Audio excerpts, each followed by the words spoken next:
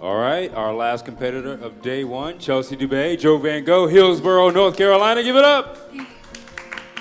Hey, thank you. Hey, nice to see you. Hey, good afternoon. Thanks for being here. Could we get a sound check, please?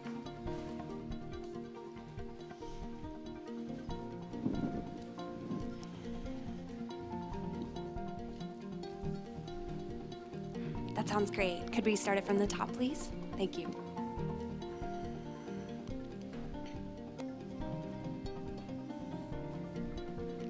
Time. Good afternoon, judges.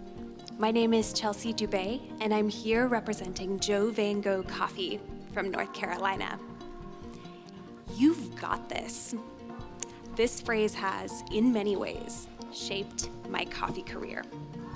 It's the phrase that friends would offer when I was trying to turn a love of barista work into a viable professional trajectory.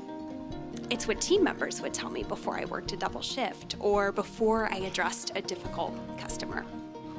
These days, "you've got this" is more of a mantra that I use to center myself when I encounter a challenge that at first glance feels too big for me.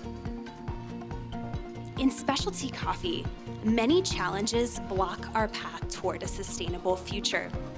And on the individual level, any number of obstacles can make a career in coffee unworkable. But here's what's so inspiring about being part of this community. The professionals that I meet, they have this incredible creativity and determination in the face of adversity. They're unafraid to adapt, to beta test, to try plan A, and if that doesn't work, try plan B. This is certainly true of Pablo Guerrero, the producer who brings us this beautiful coffee from Hacienda El Obraje in Nariño, Colombia. Now, this farm initially specialized in producing wheat, but back around 1990, when the Colombian government began importing wheat into the country, this necessitated a dramatic pivot at El Obraje. After a series of experiments, Pablo and his team at last switched to coffee. And around 2009, began to play with fermentation time, washing techniques, and other specialty preparations. His entire operation adapted and serves as a lesson in perseverance. Today, El Obraje is recognized worldwide for its exquisite coffees. I admire and relate to his story. For me, working in coffee started as Plan B. Pablo as well switched to coffee when the world presented him with unforeseen circumstances. There's kind of a theme here, this unanticipated, but now irrevocable passion for coffee. Back to what I'm preparing for you today. This is a natural process geisha grown at about 2,200 meters. The high elevation and cool nighttime temperature slows cherry maturation, building layers of sweetness that you'll be able to taste in the cup. The cherries are hand-picked when ripe and undergo a flotation test, and this removes any cherries that didn't achieve the proper level of maturation, ensuring a clean cup for the coffee drinker. The coffee is then dried in a mechanical dryer for 4 days. This creates the perfect environment for a controlled and balanced fermentation, driven by naturally occurring microorganisms and water activity inside the coffee cherries, a process that creates aromatic ester compounds that you will taste as fresh fruit characteristics. Our head roaster, Rob DePatri, roasted this coffee 12 days ago. The profile lends a honey-like sweetness to the cup while preserving a supportive citric acidity. Now, a coffee this special deserves a carefully executed brewing technique.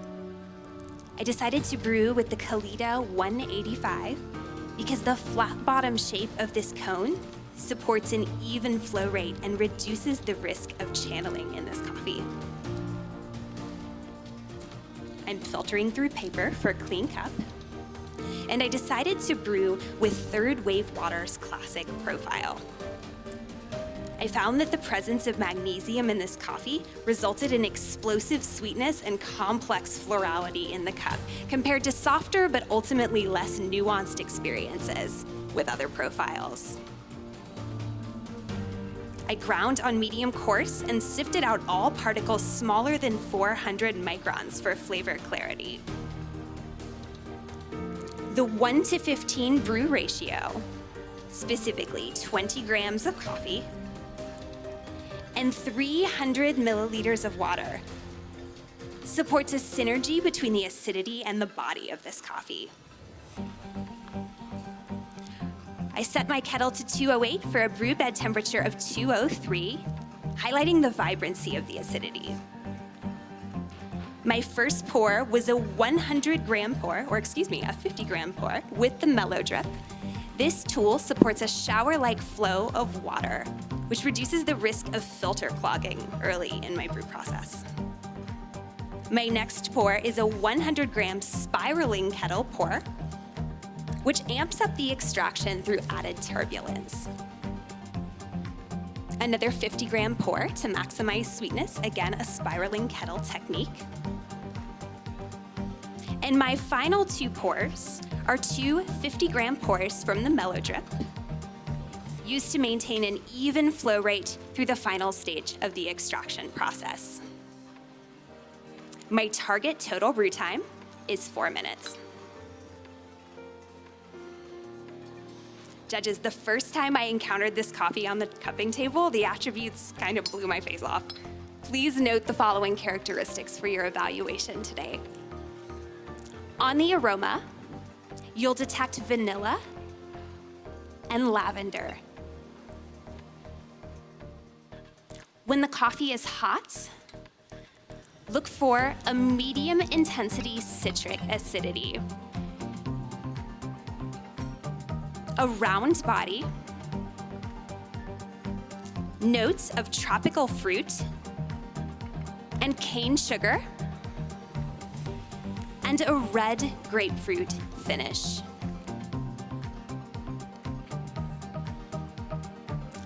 When the coffee is warm, look for a medium-high pineapple acidity, a silky body, notes of blood orange and green grape, and a nectarine finish. When the coffee is cool, you'll find a medium intensity lime acidity, a juicy body,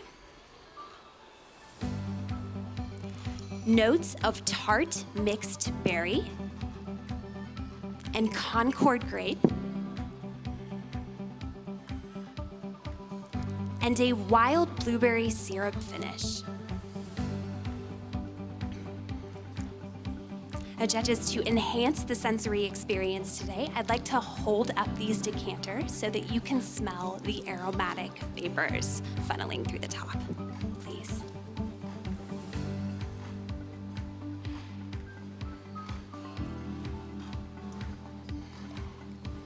Please.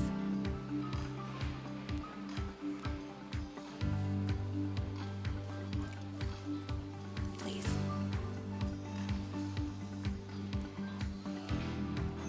Now, judges, I preheated your vessels today so that the rims are warm for you to sip, and your tasting instructions to evaluate the flavor and the aftertaste, please use your cupping spoons, and to evaluate the acidity in the body, please sip directly from the cup.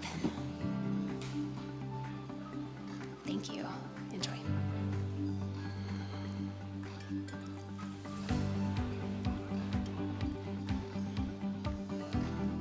Thank you. Enjoy. Judges, I am surrounded by incredible coffee people, and I used to attribute this proximity to these incredible professionals to lucky coincidence. Now I look at the talents and abilities of those around me, and I think maybe we don't choose a career in coffee. Maybe coffee chooses us, the innovators, the creative thinkers. I may have started off with coffee as a plan B, but I can now say I'm incredibly grateful to be a part of this community. We are an industry of reinvention and possibility. So what's your challenge? Friends, you've got this. It's been a pleasure serving you today. Time. Chelsea Dubay, Joe Van Gogh, North Carolina, Hillsborough, Durham, Somewhere Chapel in Hill, there. Carrboro. Yeah, All over, right? all over. You got this. I like that. Yeah, thank you. I mean, it's the truth, right? It is the truth. I think coffee yeah. was my plan C. Sure, yeah. I have to share something with y'all. I've known Chelsea for a while, and our careers kind of overlapped a little bit and kind of started around the same time too. And I've seen your career just like grow. You've been in coffee for some time, like It's been some years. yeah, It's like, been some years now. Yeah. And Yeah. this is the first time you're competing? This is my second Second time time. competing. Yeah. But still saying you got this a lot because it's Yeah. still a big stage. It's like that Still a lot of that fun. leap of faith in yourself, right? Yeah. And starting that career. And you're what do you do for Joe Van Gogh right now? I'm the Learning and Talent Development Manager, so I direct our training programs. I also look at things like the employee experience, what we can do to make a career in coffee more achievable for our team members. So from barista to a career in Yeah. coffee, that's dope. I really like that. And Yeah. I think more baristas out there are looking for that avenue. I And hope think so, a lot yeah. of that avenue has to do with taking that leap of faith. Definitely. Because you got this, y'all. I know your husband's here. Yeah, that's Evan. Is there anyone else you want to thank out there in TV land? Oh my gosh, yeah, out there in TV land, the entire team at Joe Van Gogh has been doing run-throughs with me all week, writing encouraging messages on the score sheets, and our coffee buyer, Kevin, found this incredible coffee for our partners over at Ally.